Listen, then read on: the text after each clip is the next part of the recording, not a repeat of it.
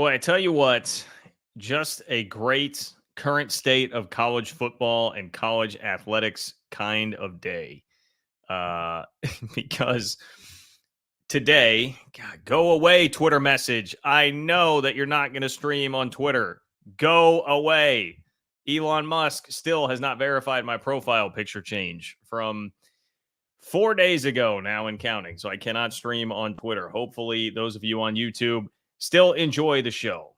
As I was saying, today we got headlines all across the board in college athletics, none of which actually are about week 5, right? We have week 5 coming up in college football, and virtually nothing that's being talked about today has to do with any of it because in the last, I guess if you want to extrapolate this out to 48 hours, in the last 48 hours, the headlines have basically been you have a conference suing another conference. All right. That is one part of it.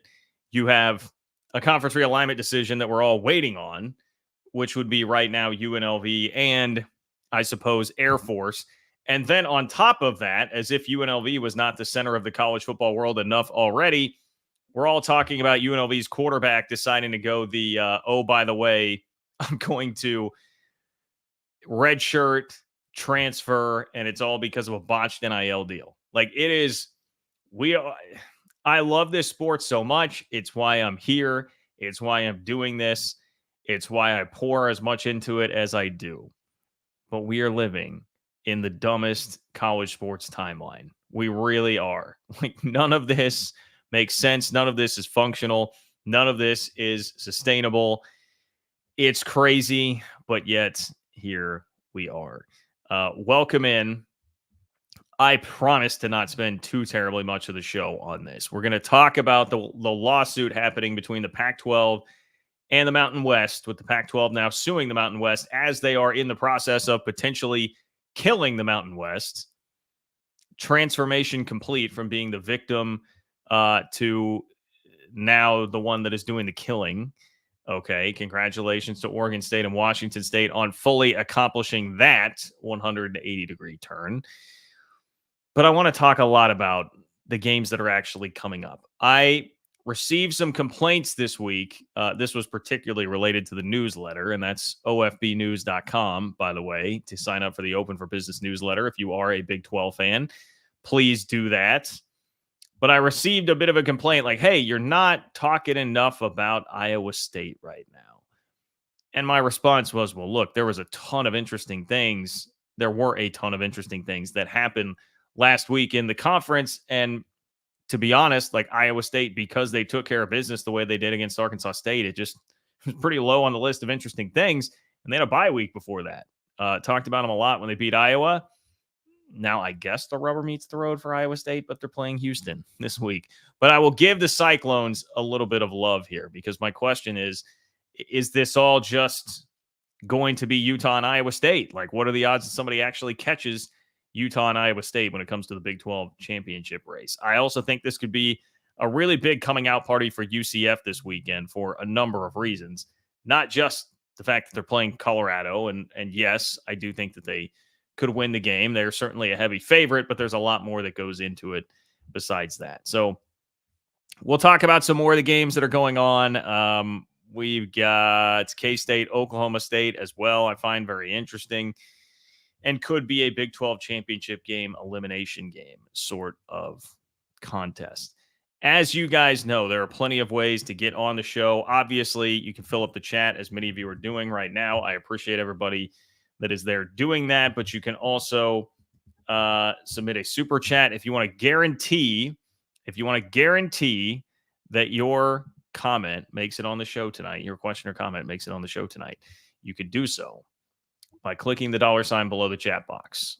Do that, attach a donation to it. It will pin it in a separate column for me as a super chat, and I will read it tonight. It's also just a great way to support the channel. If you like what I'm doing here, I couldn't do it without all of your support. You guys have been incredible, and I appreciate that so very much. You can also contribute to the channel on Venmo. It is John-Kurtz-4 on Venmo. To do that, if you leave a question or comment there, particularly for those who are not watching live, you leave your question or comment there, and I will read it to kick off the next show. Okay. So lots of ways to get in touch here. Thank you, Drew. This is your BYU Hall of Fame tight end speaking. Somebody told me that they think the reason that my Twitter profile picture still has not been approved or whatever the hell is happening there is because they're like vetting the fact that I tried to change it to the picture that says John Kurtz, BYU Hall of Fame tight end, because that's funny. That's what Twitter should be. I can't imagine how it is taking this long. And if it is really about that, I will not be a very happy camper. I tell you guys about the Venmo way to get in touch all the time. I do have a couple people to shout out on Venmo. Vaughn weighs in here. Appreciate you, Vaughn. Thank you for your support of the channel. Vaughn Ray says, love your content. I'm a BYU fan and alum and glad you enjoyed the experience. I was there too and loved it. Keep up the good work. Thank you, Vaughn. Very kind of you. I appreciate that. I enjoyed it very much, as I'm sure you guys are well aware of at this point. So I appreciate everybody up in Provo and around Provo and in Utah and just the BYU fan base. You guys have been so incredibly welcoming. Also, have to give another shout out to Polly, who was awesome and made a great donation on Venmo as well, really supporting the channel. I appreciate that immensely, Polly. Thank you so much for being a great supporter of the channel as always now. So appreciate that. And again, John-Kurtz-4 on Venmo if you guys want to chip in there. Feeling the love from everybody. Rise and Shout says, honesty time. I started a rumor that you would be on BYU TV game day. I messaged the rumor to both sides. I'm happy my lie worked. Hey, I appreciate that, Rise and Shout. Thank you. I kind of wondered about that because it was pretty shortly after you had said something that I actually got the message about it. And so, hey, I wondered, but that was great. I had an awesome time and just enjoyed everybody there and I'm so glad that I did that just to see what that setup is like, man. People should go see that. Get to Cougar Canyon and check out the pregame show that they're doing there because it is like a legit like college game day setup. It looks like college game day and everything that goes into that. It's amazing. Great stuff. I was so impressed by that and everybody there. So Rise and Shout, thank you for helping play a role in making that happen because I enjoyed that an awful lot. And Rise and Shout also great to see you and talk to you in the parking lot. Hey, that was awesome too. Enjoyed it. I got to chat with a handful of people that came and stopped me in the parking lot and in the stadium. So love that. Thank you. Payson Cougar fan. What's up, Payson Cougar fan? BYU fans have raised over $50,000 for Avery Johnson's cancer fund for his high school principal. BYU is 4-0, wins and against the spread, beating the spread by an average of 19 points. Hey, shout out to BYU fans, man. To be honest, it doesn't really surprise me that much that BYU fans just lit up that Avery Johnson fundraiser. That's obviously the kind of people that you are. That was very apparent to me while experiencing it firsthand, but obviously you deserve kudos. You absolutely deserve kudos for that. It was a great gesture and awesome stuff. I also, this is the end, Payson Cougar fan. Go Cougs, soak the bookies. They're soaking the bookies. That is very true. We'll see what happens this week because BYU is actually a slight dog on the road at Baylor, which I can understand just from a situational standpoint. If you're looking at the situation is BYU is coming off of a huge win and going on the road. Baylor is coming off of a pretty devastating loss, demoralizing sort of loss that might lead to people jumping off that bandwagon, and they're coming back home. So I'm sure that has a lot to do with it. But good stuff, Payson Cougar fan, making me laugh to kick this off today. Appreciate you. Tiger Bait says, I don't see the dollar option. I'm not sure what's going on there, Tiger Bait. I tell you what, if you have something, let me know. If it's really not working for you, let me know. But it appears to be for others, so maybe somebody can help you out there. Look, we've got to talk a little bit of realignment here. I kind of hate to do it, But this is a big deal. I mean, you guys saw the video from earlier this week. Craziest realignment day ever that was happening on Monday. That bled into Tuesday, and it culminated with the Pac-12 suing the Mountain West. As if that wasn't enough, today, all anybody was talking about in the college sports world, the college football world, was the fact that UNLV's quarterback announced, because of an NIL deal gone bad, he is going to redshirt, leave, transfer, and be done with everything, which is the most 2024 college football thing that could possibly happen. We had a couple of other players, this high-profile defensive lineman at USC that has now done the same thing. Like a third or fourth string running back at UNLV also decided to leave. That apparently was not over money, though. It sounded more like playing time. It's where we're at, people. It's where we're at right now. I don't have a ton really to say about that, other than you probably are going to continue to see some of that. And really, we've talked a lot about like the House lawsuit and everything that's happening with revenue sharing in college athletics. And like people talk a lot about collective bargaining. Are we ever going to get there and have some sort of collective bargaining agreement on all this stuff? That's the kind of thing, like that is why we need that. You need something official when it comes to the NIL deals, because right now it's so wild, wild west that basically what sounds like happened there is that you had a handshake instead of something written on paper, because the school was worried about it potentially being not above board with the NCAA. So they said, like, hey, just to be safe, just verbal agreement, shake on it. And that was going to be like $100K.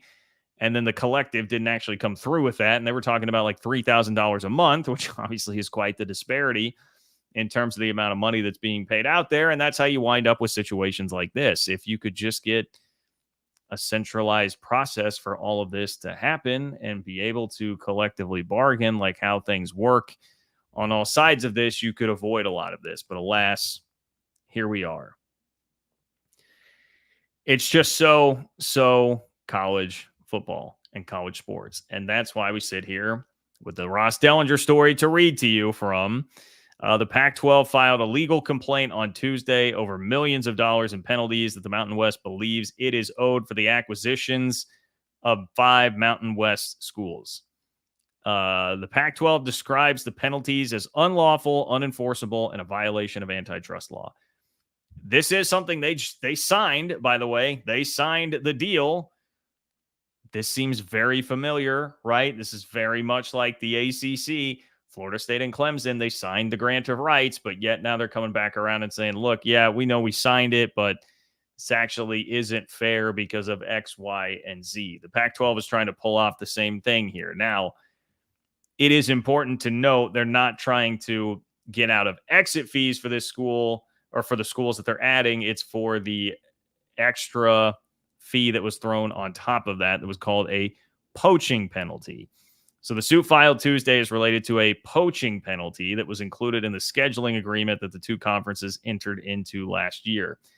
Aware of the Pac-12's possible plans to rebuild with Mountain West members, the league's commissioner, Gloria Nevarez, included the penalty in the agreement as a disincentive. The suit is not related to the Mountain West exit fees of more than $17 million per school. The poaching penalty is $10 million for each school acquired from the Mountain West, and with each new addition, there's an increase in that rate by about $1 million. So now, when you add in the 5 schools that have been added, Boise, Fresno, San Diego State, Colorado State, and Utah State, we're now up to over $50 million. Over $50 million that would be owed there. There's a big war chest with all of these schools, but it's not something the Pac-12 wants to spend that much money on. Again, though, they did just sign the agreement. And it sounds like a lot of their argument is that, well, you took advantage of us when we were in a very desperate place. And like, yes, but the possibility always existed that if you help them out, they're going to come back around and backstab you and try and take your members. That was a very foreseeable thing. I don't know. Apparently, these are good lawyers. It helped the Pac-12 win in court with the old departing members from last year. So I don't know. I mean, same deal with like Florida State. I was like, oh, this doesn't really make sense in the lawsuit, how that could actually fly. But it seemed like, I mean, there's enough legitimacy to it that it was going to be a long court battle. Here's what Dellinger says about the complaint. The complaint details reasons that the penalty is unlawful, including that it restrains trade. Its only goal is to distort competition, and its damages are excessive and unreasonable to the amount that the Mountain West might be harmed from the loss of its member schools. Which, like, okay, particularly the last part of that. If it's too much money and it's not fair, then you don't have to sign the deal. But again, they were desperate. So this is just how it goes. This is just how it goes. But understand that the underlying outcome in all of this is probably just going to be a settlement. It's probably just going to knock some of the money off. So I'm ridiculing a bit here, like, hey, if you didn't, there are consequences to your actions, kind of a thing. I'm being very like a parent trying to lecture the Pac-12 on this. Really, what I'd imagine everybody figures is that this is a way to knock some of that price tag off, because no one's going to want to wait through the court battle and pay the lawyer fees and all of that, billable hours, staying undefeated, and you're going to wind up with a settlement somewhere. The 5 departing schools each owe at least $17 million in exit fees to the Mountain West, according to those familiar. Pac-12 is expected to cover a portion of the exit fees. Oregon State and Washington State signed with the Mountain West to complete their 2024 football schedule. Pac-12 agreed to pay the Mountain West about $14 million for each school to play 6 games, and then that was going to actually jump to $30 million next year in 2025, which is a pretty hefty price tag. But yet again, that's just being smart and using your leverage. That's using your leverage, okay? There was a lot of leverage there on the side of the Mountain West, and they knew that this was a possibility if they let Oregon State and Washington State survive. And now here we are. Pat 40, I feel like, had a couple of good graphs on this in his story. So Pat 40, in talking about the Pac-12, Pat 40 from Sports Illustrated, said the league is pivoted from sad victim to remorseless predator to the next step, brazen, litigious gangster. Now, if that is not a great band name, I don't know what is. Somebody tell Pat 40 that we need to start the band Brazen, Litigious Gangster. I like that a lot. Anyway, he says it's quite a heel turn, but that's how the food chain functions in the realignment jungle. Ain't that the truth? This is an ecosystem that operates without shame and without concern for the health of the enterprise as a whole. But while the world is full of negotiated settlements, this would be one of the more glaring college sports examples of trampling on a signed agreement. Honoring a deal is a sucker play in the modern landscape. Another thing that just made me say, like, amen. Ain't that the truth? That's where we are at. I've seen some of the takes like, hey, here comes the Pac-12 all the way back around. They are doing the same thing that they were mad about somebody doing to them. And like, yeah, of course, that's how it goes. The Big 12 did the same thing to the AAC, then to the Pac-12.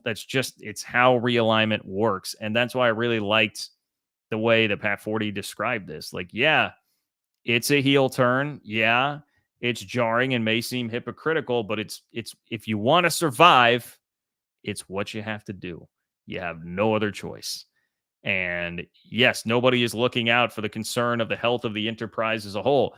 That much has been clear for a long time. This is another very good example of nobody being concerned for the enterprise as a whole. But it's where we're at. And until there's some central figure, a commissioner of college football, somebody who would have overarching power, you're just going to continue to get this. And obviously, we do not appear anywhere close to getting some kind of like centralized governing body that actually matters now in this era where the NCAA does not.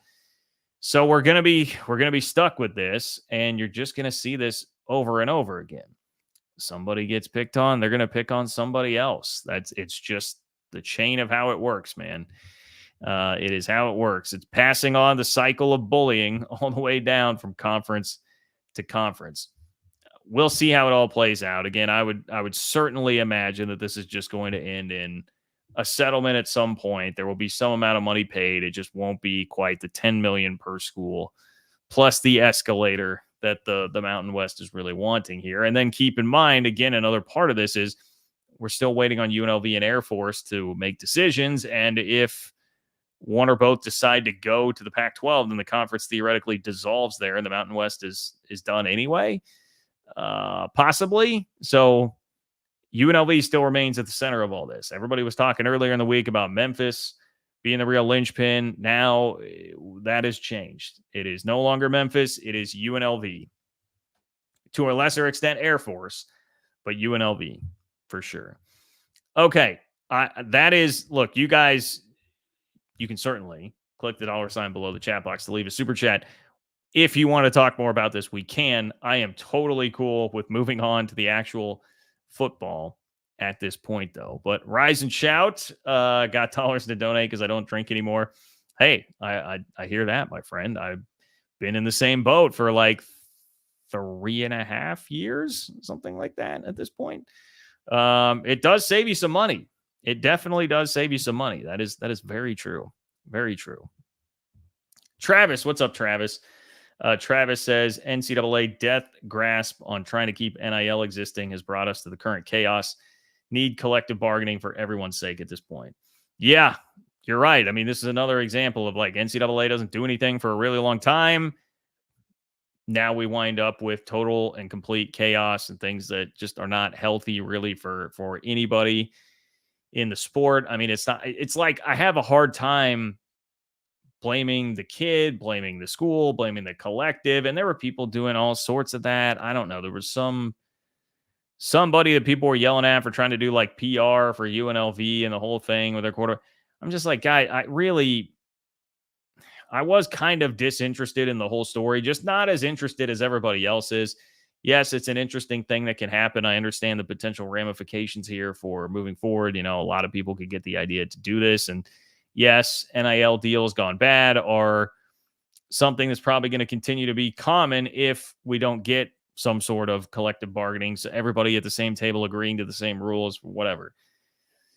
But I'm just like, I don't know. It's just college sports now. That is what it is. And I can't blame anybody but the NCAA. It's the NCAA, man. That's what it is. That is absolutely what it is. They are the ones to blame. They're putting everyone in these positions. And I just have a hard time really blaming school, collective, or player when you're left in these like weird gray areas with everything. I mean, it's very much in line with like Jaden Rashada and that whole situation. Like obviously Arizona State fans are going to be fairly familiar with what happened there with Jaden Rashada. This is shades of that we have here. Shades of that. Travis, appreciate your support. Thank you for that. Ron, I see this. I like this comment. It is a miniature strat on my shelf. That is a Tom DeLonge from Blink-182, the strat that he used in the Damn It music video that they sold. And I don't remember how much. I paid way too much money for it. I remember being like, this is ridiculous. I'm paying this much for a mini guitar. But yes, that is a strat.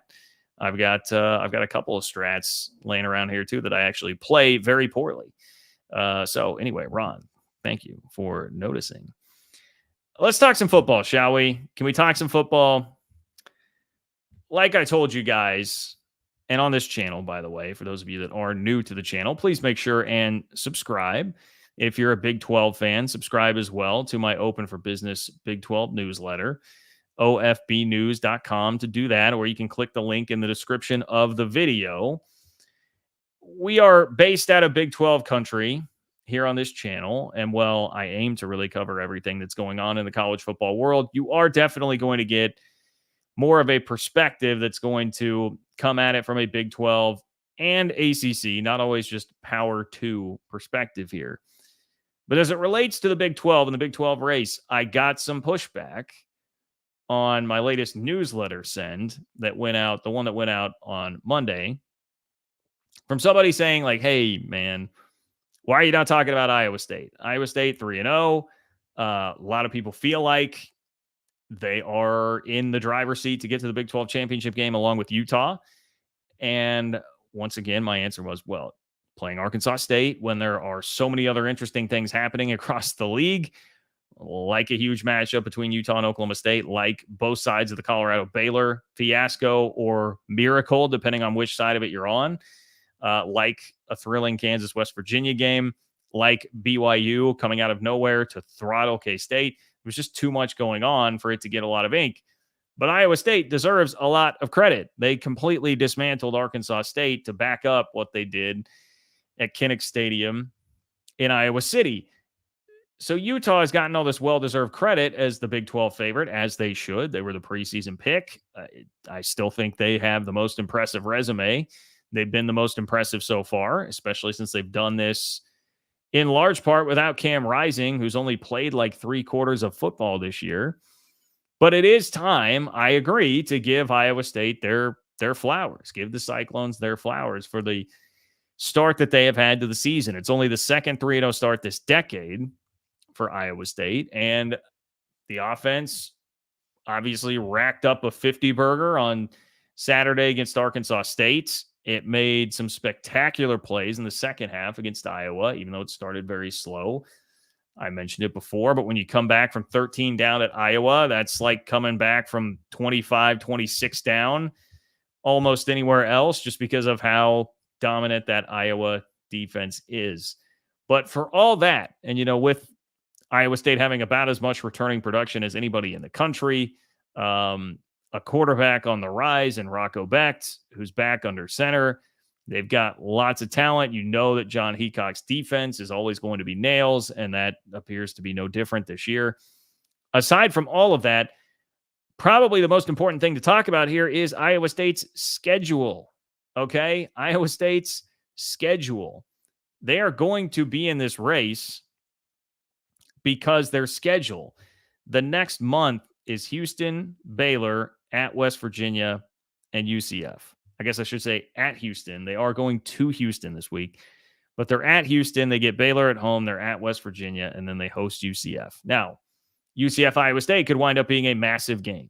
We'll see by the time it gets there what has happened between both of those schools. That could be a huge game. But because of the fact that it's in Ames, and by that point, let's see, that'd be like late October. I mean, we could start to be where it's getting pretty cold there, which would definitely work to the advantage of Iowa State when they're playing UCF.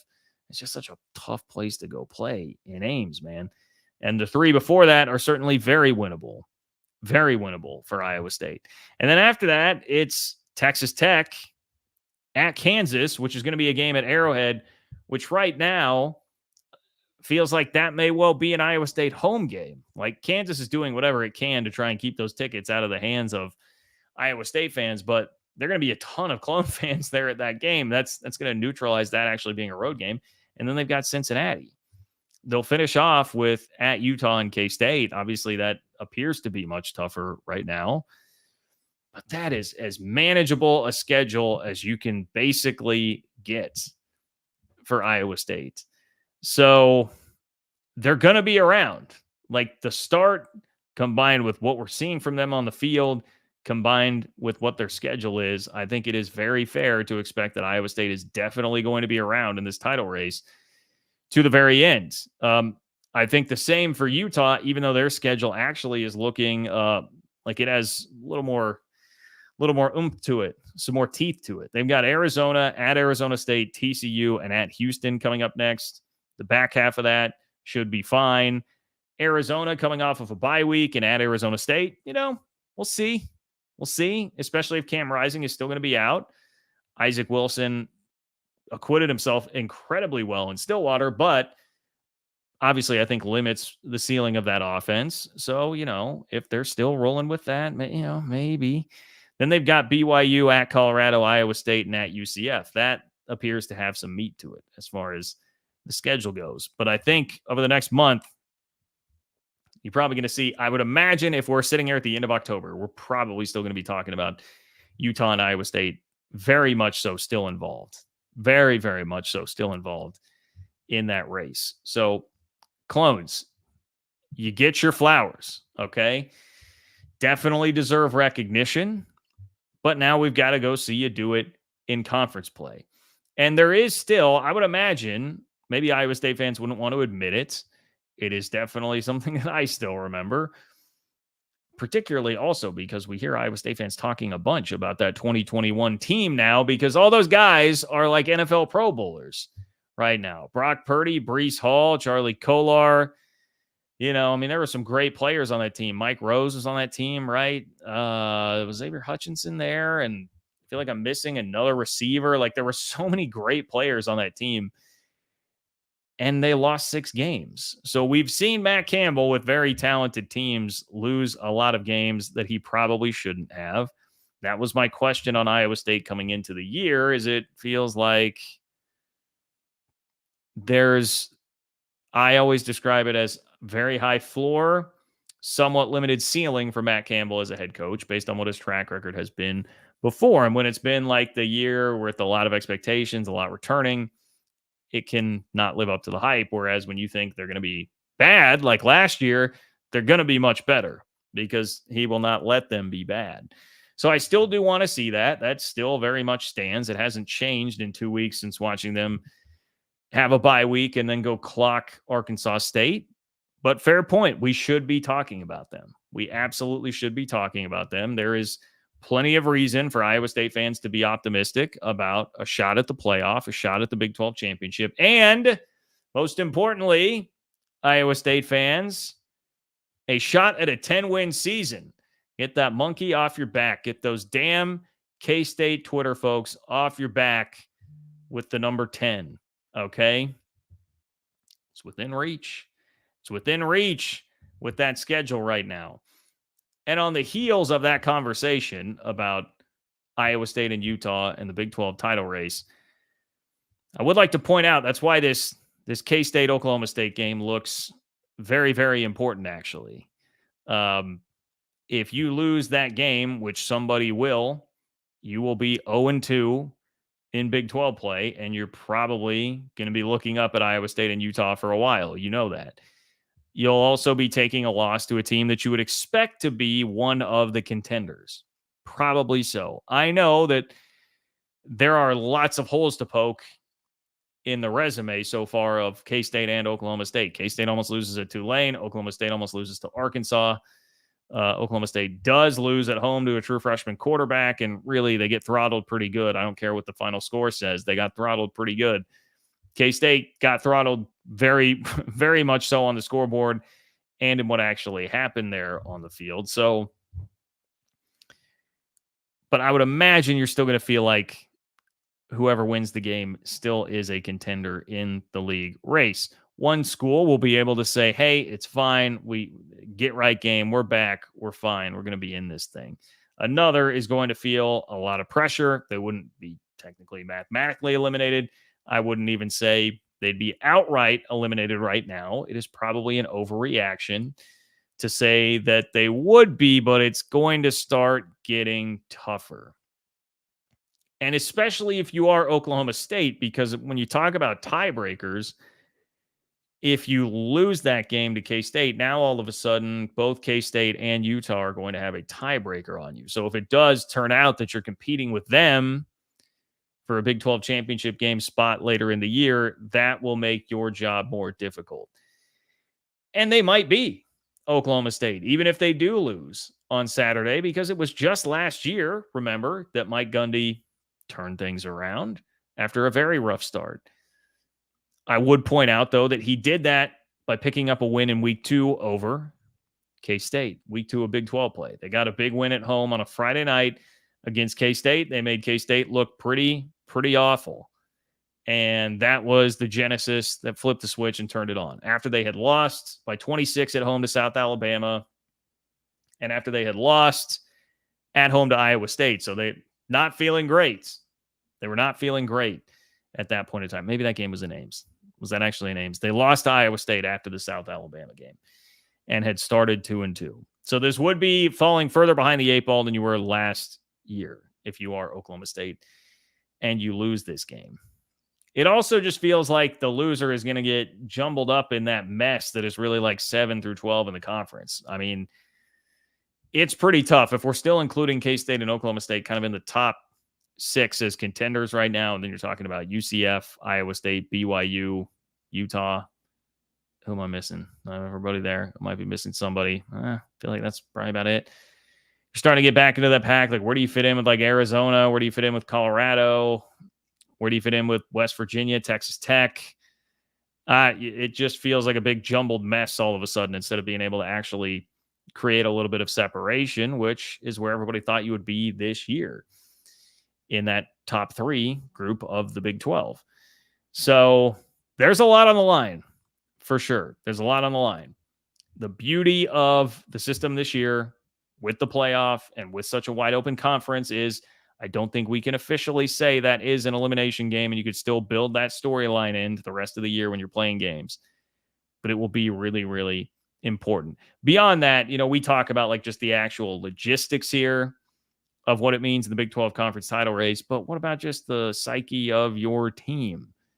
Like I said, it's not been a perfect start to the year for either one of these teams. You just had a really demoralizing loss last week. So what happens if you go out and lose again and now you're 0-2 and if you're Oklahoma State, you've already had to bench a quarterback once. If you're K-State, it's pretty clear to me, especially on some of the rewatch. And if you're a K-State fan, go watch the 3 Mile podcast with Curry Sexton that's up right now where he broke down some film for us. Avery Johnson, I think, has a long ways to go as a passer, and that's not just literally throwing the football. That's reading defenses, getting to a second read.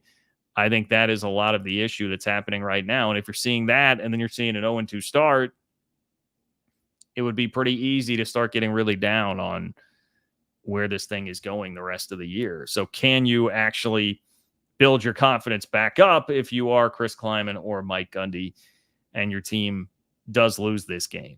So we thought this game would be really important last week.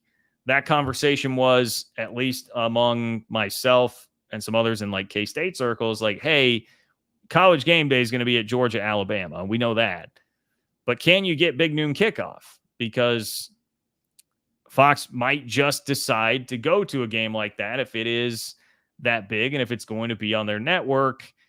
Not exactly how it worked out. Instead, they're taking the UCF Colorado game and then taking big noon kickoff on the road for that, which I am thrilled about that. Don't get me wrong. I am thrilled about that. But this is not the significance that we thought the K-State Oklahoma State game would have. Instead, it's flipped on its head a little bit. Instead of being premium contenders, and both teams had won on Saturday, which they were both, I was going to say favored to do. It depends on what point in the week you were looking at that Oklahoma State-Utah line. But at one point, at least, they were both favored to do. Neither did it. Neither looked very good. And now here we are in much more of like I used the word desperation earlier this week. I'm going to tone it down to not desperation bowl, but a sense of urgency bowl. Okay. Is that fair? Can we call it a sense of urgency bowl between K-State and Oklahoma State? Doesn't have quite the same ring to it. We might need to work on the marketing of that, but I'm going to go ahead and say that the sense of urgency bowl is what this is in Manhattan. Let me pop in real quick. And did I miss another one? Nope. Okay. Ryan. What's up, Ryan? Ryan says it was great to talk to you in the BYU parking lot. Thank you for all the great work you do on the show. Oh, thank you, Ryan. Very kind of you. It was awesome to get to chat with you. And as I mentioned earlier, a bunch of BYU fans that I saw at the game. Thank you for everybody coming up to me, introducing yourself and chatting. That was awesome. Met some really, really great people. Appreciate all the hospitality immensely. So thank you, Ryan. I appreciate you and your support of the channel. If you guys want to support the channel that way, click the $ below the chat box in order to do that. That is how you can guarantee that your chat will make it on the show tonight. If you're not watching live, John-Kurtz-4 on Venmo. Leave a question or comment with your donation there, and I will read it to kick off the next show so you can still be a part of everything as well. If you're new to the channel, we do the live shows Wednesdays and Sundays. Make sure you get subscribed. Subscribers have been up lately. So, college football channel, we're talking about realignment, college football on the field, everything that's happening that affects the sport. We come at it from a non-Power 2 perspective here on this channel. And if you are a Big 12 fan, make sure you're signed up for my Big 12 newsletter. OFBnews.com is where you can sign up for that. It's called Open for Business.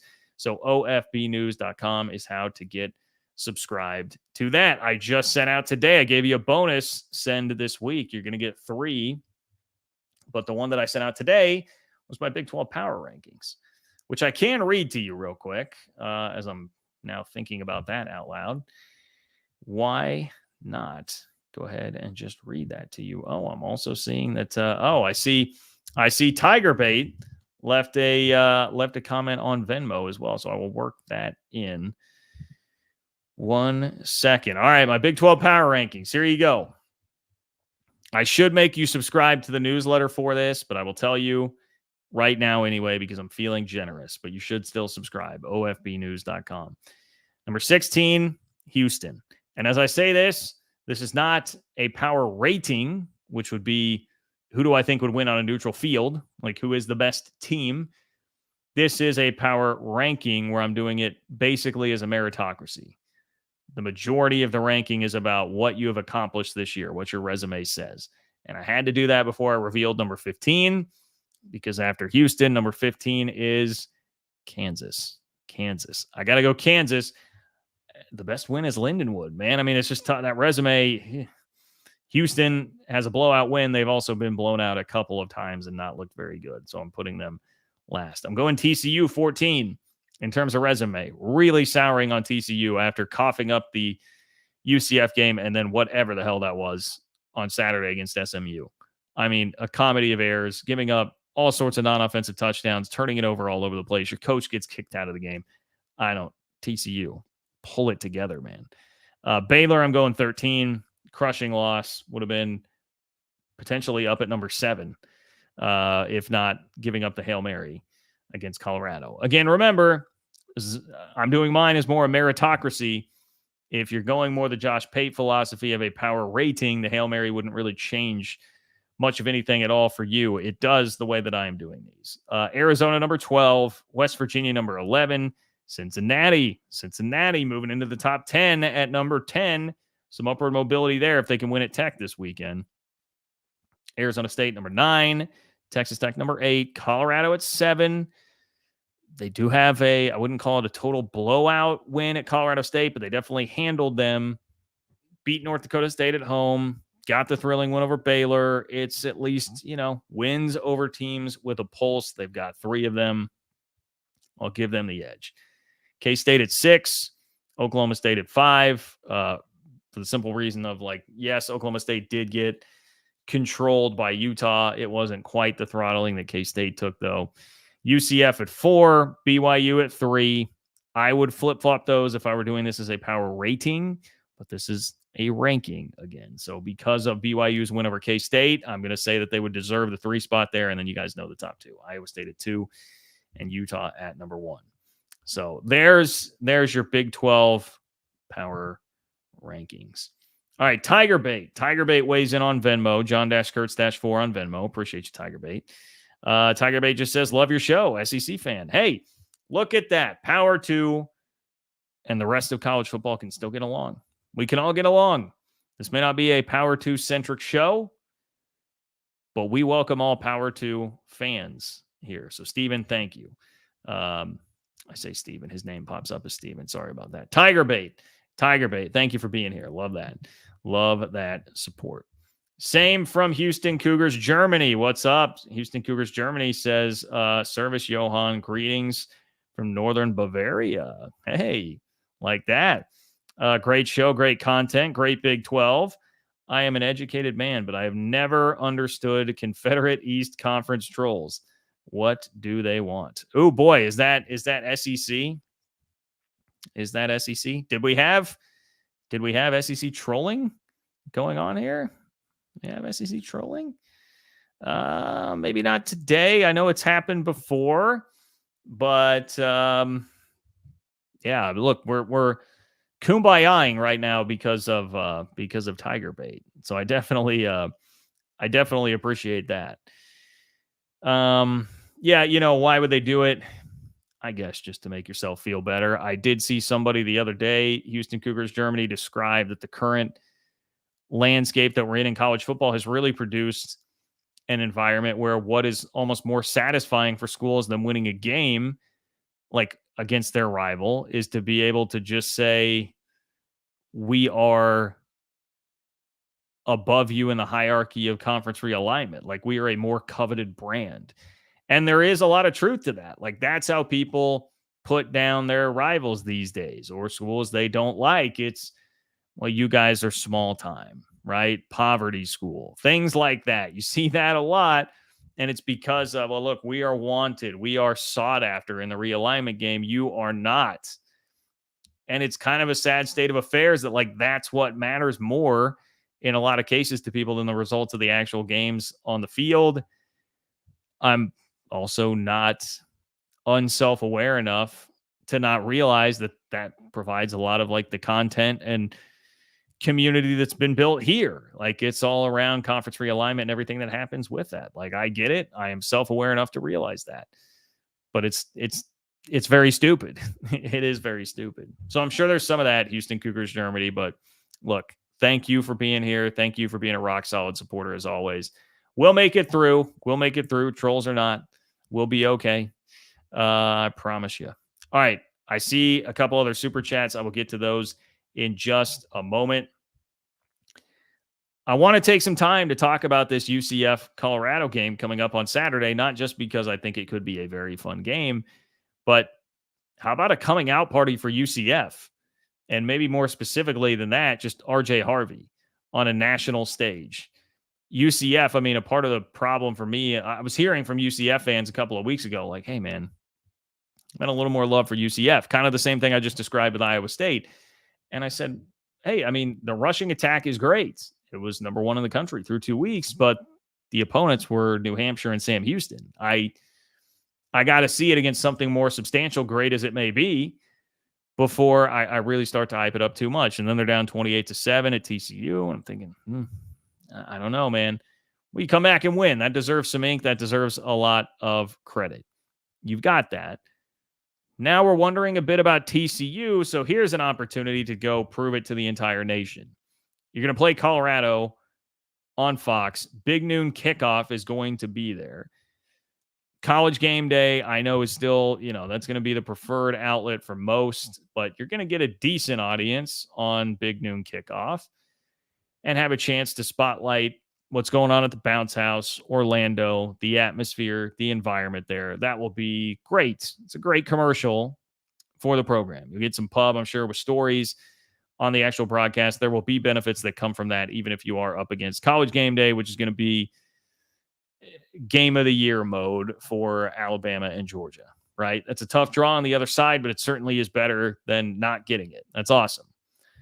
But not only do you get a huge audience, well, at least a bigger audience than you would have with a pregame show being there. I think the most important thing is this game's going to be on Fox, okay? Big boy Fox, where last week on Fox, 3.6 million people watched Baylor, Colorado. TV numbers just came out before this.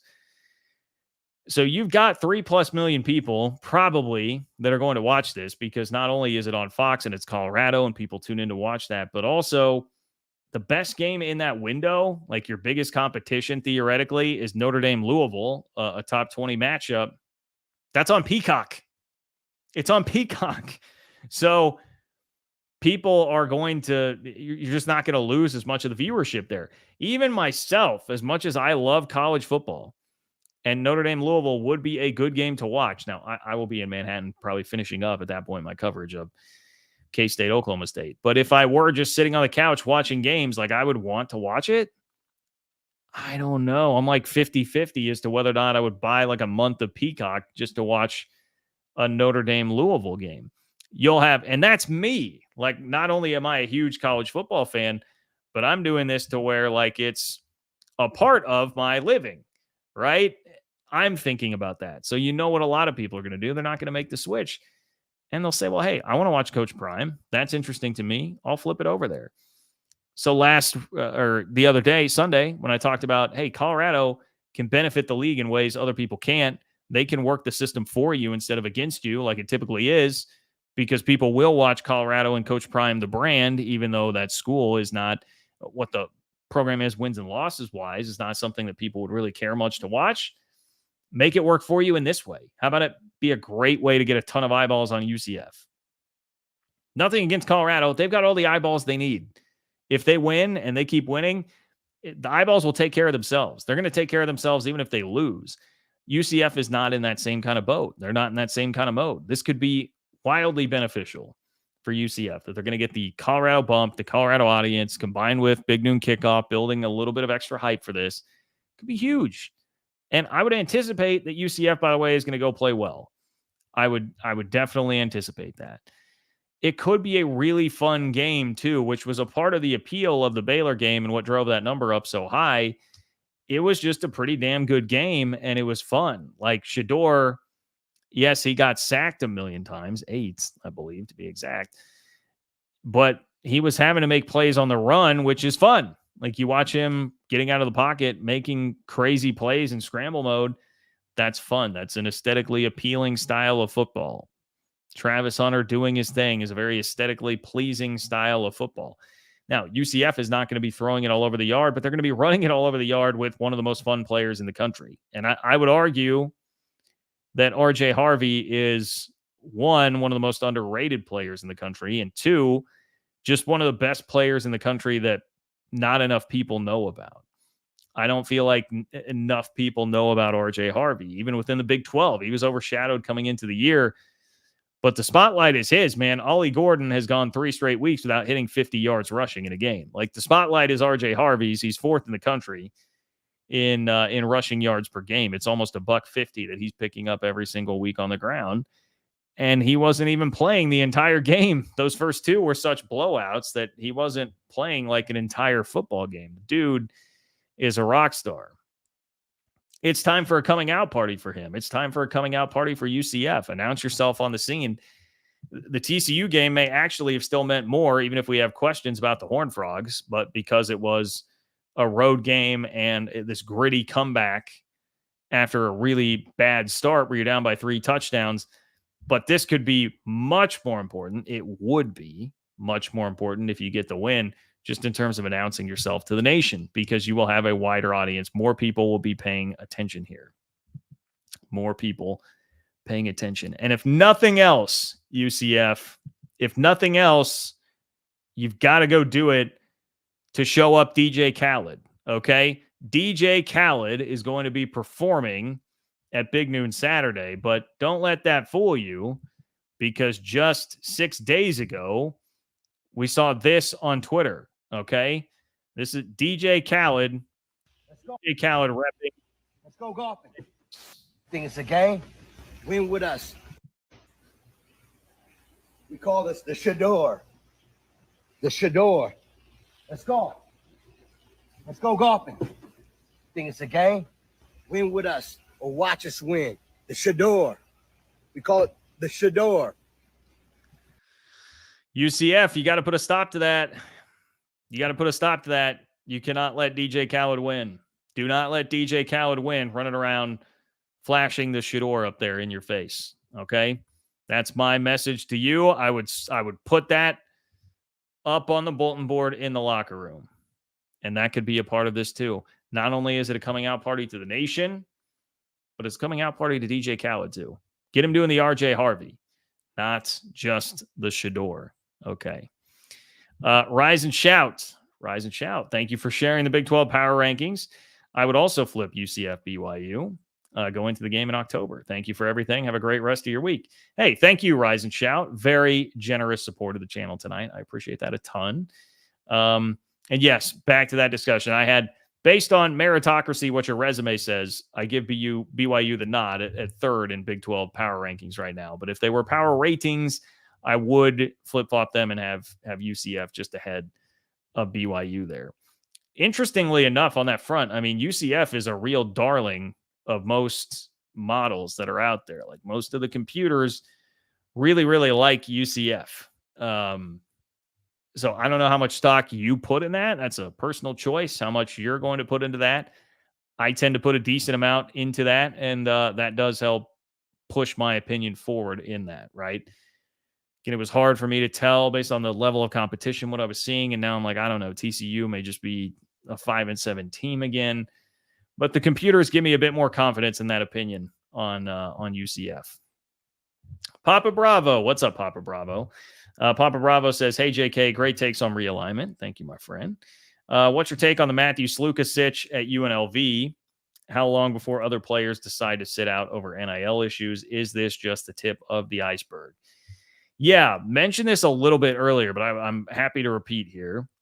I think that the NCAA is who shoulders the blame here. I don't want to place a ton of blame on player or school/NIL collective, because everything that I have read about this would suggest that it was like a handshake agreement. It was honestly kind of like the alliance, right? Hey, we'll scribble something out on a napkin. It's not actually any binding contract there. And part of that was because there was worry about like how it would actually go with the NCAA. And, they picked random schools to go after, like Tennessee, just trying to avoid some of that. They didn't actually sign anything. And so then it's really easy to renege on that and go back, and went from being promised 100,000 by coaches on one side of it, and then collectives only delivering 3,000 a month. There's a big disparity there, and it's just a big mess because we don't have a uniform system for everybody to follow, because the NCAA has just never jumped on board with that. So because of that, I'm not going to crush quarterback. I'm not going to crush school. I'm not going to crush collective. I'm going to say this is what you get. This is what you get when you foster this kind of environment. Now, that leads to your second question. Is it the tip of the iceberg, and how long before other players decide to do this? Well, we saw one right before I got on. It was a defensive lineman from USC who decided to do the same thing. I haven't seen like a ton. I don't know if will this open floodgates, because now becomes like a copycat thing. People have seen somebody else do it, or in some cases, maybe if a player's thinking about it, they're unhappy, they're frustrated, but they don't want to be the first. And it's kind of like a peer pressure thing. You see somebody else doing that, and now you're like, okay, well, that gives me permission to do it. A lot of times people don't want to be the first, kind of human nature. Maybe there is some. I'd imagine it's not going to be done. Like, I'm sure we'll see it again. I don't know that I'm expecting it to be a massive problem, but it is something that hopefully will get everybody's attention that's making decisions about this, and will hopefully push forward the charge to, like, just guys, just call them employees and collectively bargain things. And then you can work out contracts, and then you'll have less of this where like a player can just leave whenever. It can be much more uniform. Like, here's a period where you can leave. It'll be less stress for everybody involved. But of course, that would take admitting something that the NCAA has been fighting for a very, very long time. So anyway, Papa Bravo, that is my take. I appreciate you being here. Thank you for your support of the channel, as always. Lance. All right, Lance. Lance was at the game. I am excited to hear about this. Lance says Utah's win was more about OSU's ineptness on offense than what Utah did. Hats off to the Utes. The offense's OC for OSU needs to get fixed. Yeah, people haven't been thrilled with Casey Dunn for a while, right? It's just been my observation from afar. There's something to be said for that.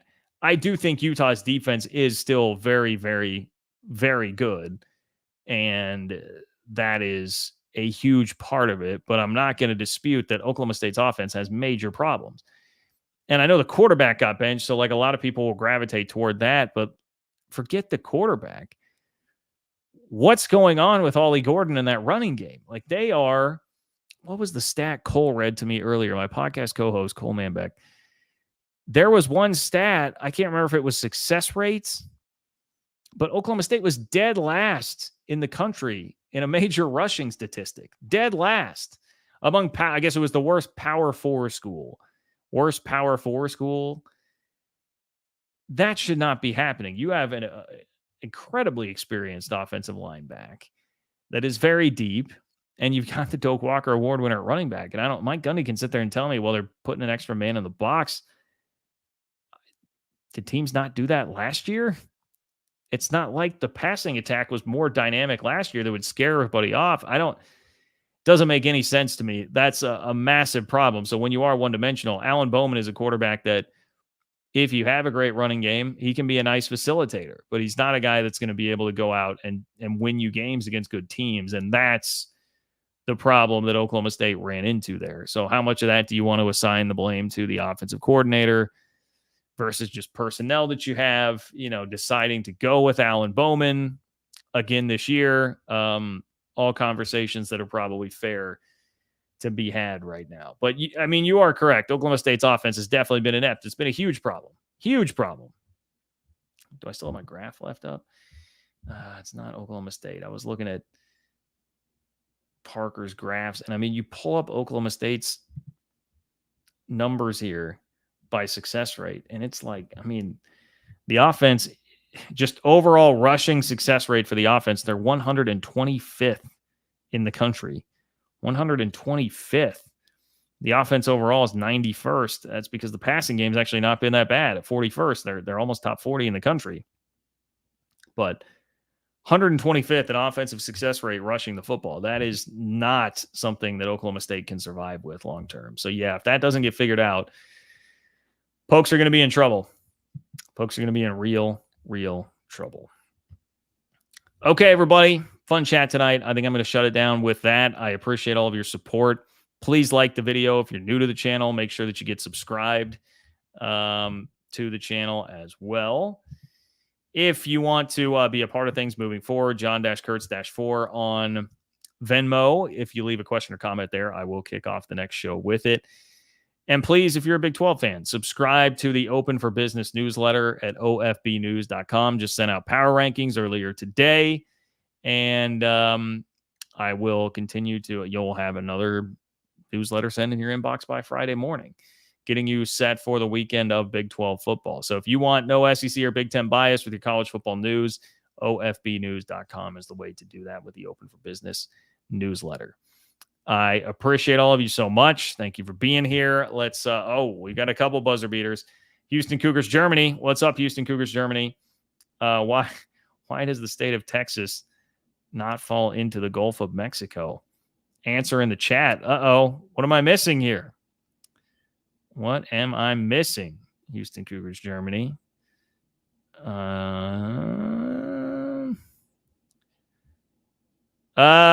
Because Oklahoma sucks. Very well done. Very well done, Houston Cougars, Germany. We even built the tension there because I was waiting for it. That was well executed. Texas doesn't fall into the Gulf of Mexico because Oklahoma sucks. Well, their offense does. Speaking of bad offenses, there's not a lot of good offense being played right now in the state of Oklahoma because as bad as Oklahoma State was, you could argue Oklahoma was worse on Saturday, and they both wound up benching their quarterbacks. Michael, great to see you. Michael says, as a Big 12 fan, I can say, or as a BYU fan, rather, I can say Lance is right. Okay. So Lance was talking about like Utah's win being more about Oklahoma State's ineptness. Well, you guys have put this on the radar. Let's look at it with Utah moving forward, especially if they're going to be without Cam Rising for an extended period of time. I don't think the discussion will matter as much if Rising is going to come back because, I mean, they looked like a machine offensively. I know level of competition, but they looked like a machine offensively when Rising was actually in there. So if it is truly going to be a minor thing, I think they'll start getting the offense rolling even more, and it will look very good. But it's Cam Rising, dude. I mean, went through this all of last year, right? Getting close, and then never actually played. So we have earned skepticism. We have all definitely earned some skepticism on what is going to happen with Cam Rising and company in Utah moving forward. But thank you for your support, Michael. Great to see you again here tonight. Thank you, everybody. Enjoy the rest of your Wednesday. Golly, we're already here Wednesday night. Enjoy the rest of your Wednesday. Enjoy the rest of your week. And let's have a great college football weekend. I will talk to you all soon.